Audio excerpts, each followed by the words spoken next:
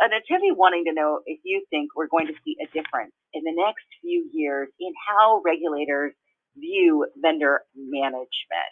Todd, thoughts on that? Yeah, I sure do. And thanks, Elizabeth and Paul. Great dialogue there around the different sections here for this session. Yeah, I think there's definitely an evolution going on around how everybody looks at vendor management. It's a very unique problem within an organization. It covers a lot of ground. It touches a lot of different people, and there's a lot of data.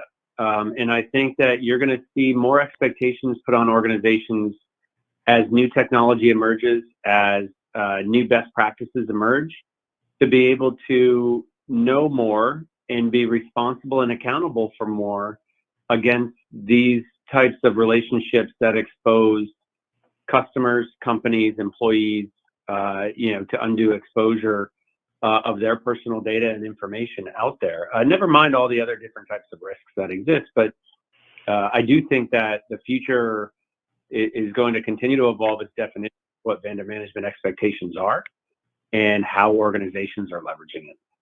Yeah, I think what Todd and Paul both said about third parties are an extension of the business. You're going to see, as I mentioned, it'd be interesting to see what DFS says in their amendments. Paul mentioned the OCC. I think states, I mentioned some of the states, what they're going to be, expecting on companies, who engage service providers. But I also think companies are going to put more expectations on their actual service providers, making sure they are complying with what needs to be done around security, being careful, trying to prevent, breaches from happening. So this is going to continue to be a hot topic on so many different levels. And Paul, thoughts from you?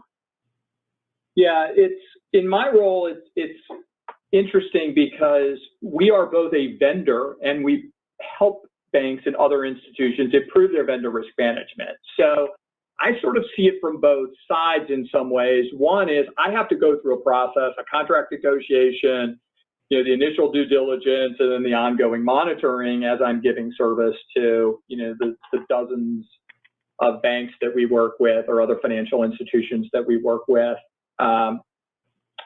each year. And what I see is I see continued increased scrutiny around this.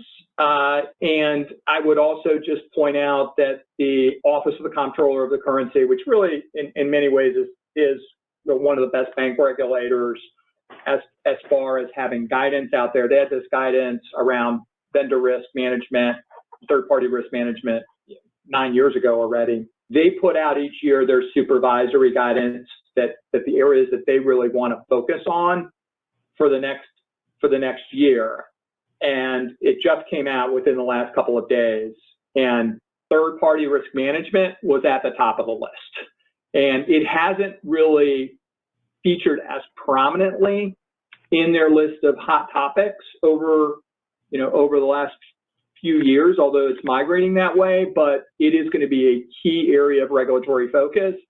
And those orders are public, and it's just going to dovetail down to the states and other regulators that maybe aren't a bank regulator, but do have oversight responsibility for companies. And so we're going to just see more and more of it, particularly as businesses become more complex and use more third parties as part of their activities.